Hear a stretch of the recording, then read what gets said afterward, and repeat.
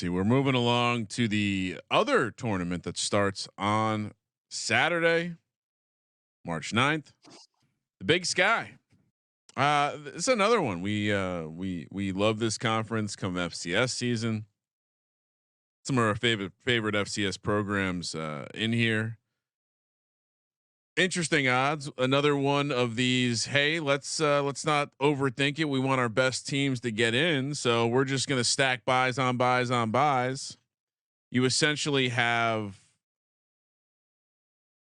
a single buy system, but they stagger rest. And actually, I take back what I said. That's my comment for the next conference we're going to do. That's the opposite. They stagger rest in the Big Sky in a way where they don't even give the top seeds an advantage. Really, they have an advantage in the first round because the other teams are playing games the day before, but then they have a full day in between. And I guess they have a day rest, but the other teams also come in, play later. I don't know. No, so the 4 and 5 seed play on Monday, and then Eastern Washington. I'm looking at this bracket. I'm looking at is stupid. So yeah, you gotta show the part where it has the days as well, because I'm not using the one I linked to in the sheet. I'm an idiot. Eastern Washington plays the winner of Vandals Portland State. Now that game is going to be on Sunday. Now, assuming Eastern Washington wins, they wouldn't have to play again until Tuesday.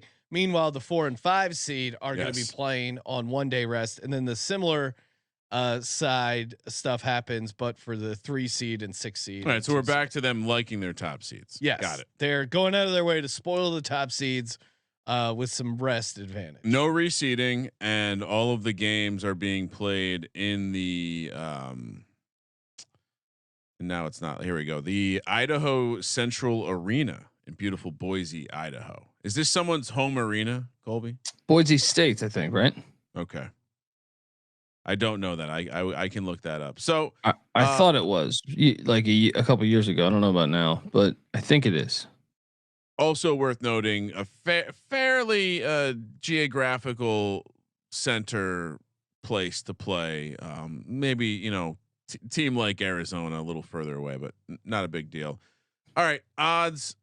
Again, the teams at the bottom essentially have an extra game to play. That's why the odds are so long. Sacramento State, the 10 seed, 200-1. They don't have a chance in hell. They're taking on Northern Arizona, the 7 seed in the first round, I believe. I could be wrong there. And anyway, Northern Arizona, the 7 seed, 150-1. Idaho, the 9 seed. Beautiful Moscow, the location of my chickpea burger, 110-1. Idaho State, the 8 seed, they're 30-1. Interesting because they play in that play-in round. Montana State, 20-1, along with Portland State at the 6 seed. Northern Colorado, the 2 seed, all the way down at 650. Weber State, the 4 seed, 3-1. Montana, the 3 seed, plus 270, and Eastern Washington, the 1 seed, who won, obviously won the regular season crown, but won us some money along the way, plus 175. Certainly, you can see with the way the odds have these nice tiers that there certainly is this contender tier, and then kind of everyone else. You dipping down the board in the Big Sky, Colby? Who, by the way, one bid they're getting this year, only one. Yeah, and I just feel like Eastern Washington's in the harder side with Weber State there. Weber State won at Eastern Washington this year. And even Montana State just pushed Eastern Washington to overtime not long ago. So I'm going to take the south side of that bracket. Give me Montana, the 3 seed. I think Montana's got the best path. Northern Colorado, I think they could beat Northern Colorado, and they'll be able to handle Portland State. And who knows, Northern Colorado might not even get by NAU or Idaho State. So I like the Grizz easier path. And then all they got to do is win the championship game, which, whoever they're playing, whether it's EW, whether it's Montana State or Weber, I feel like that's a close game and your value is much better. Your path is just much better. So load up on the Grizz. I like some of the longer shots. Give me NoCo, Northern Colorado. Ooh. They only lost by 3 to Eastern Washington.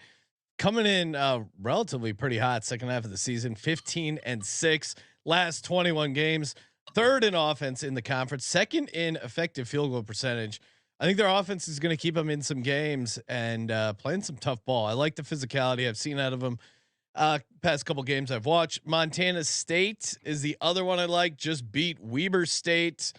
Number 2 defense in the conference, lost to East Washington by 4 in overtime again. So they can hang with the big dogs. I think you're getting Montana State at 20-1 and Northern Colorado plus 650. Those are both pretty fun. So I'm going to take a small sprinkle on each. It's the home arena of the Idaho Steelheads of the ECHL, which is a minor league hockey program. Also, the Boise Stallions of the Indoor Professional Football League back in 2020. This is not the. It does not appear to be the Boise State arena. Colby. Interesting. FYI. Yeah. So yeah, it looks like they do some rodeo here. All sorts of fun activities going on in Idaho. This I would say more than most of these conferences, you can definitely talk yourself into going down the board, and this may be Did anyone say anything positive about Weber State? I didn't know. They're red hot to end the season, but I said they won at Eastern Washington. That's why that's concerning. But if you're Weber State though, they just lost to Montana State. They got to play Montana State. They lost to Montana State in the past week. You view that as a good thing or a bad thing? Well, they were playing for the 2 seed, so you can't say that they were not playing for something. I think that's a tough draw because Montana State is solid. So no, I mean I think Weber. I think the best 2 teams. I don't know. Montana, Eastern Washington, and Weber. I think are the best 3 teams. Eastern Washington probably the overall best team, but they're not. They don't have that home advantage there. I don't know. I feel like the Weber's in a tougher bracket, tougher part of the bracket to me. I feel like whoever comes out of the Weber Eastern Washington game is the winner of this conference. So you know what? I'll just to diversify, so Sean doesn't say I take all the chalk. Give me a little piece of Weber State here. What? What do you mean? +3, Ryan. They're a dog. Yeah, it's like a 7-point dog on Sunday. Maybe 8 points, 7.5.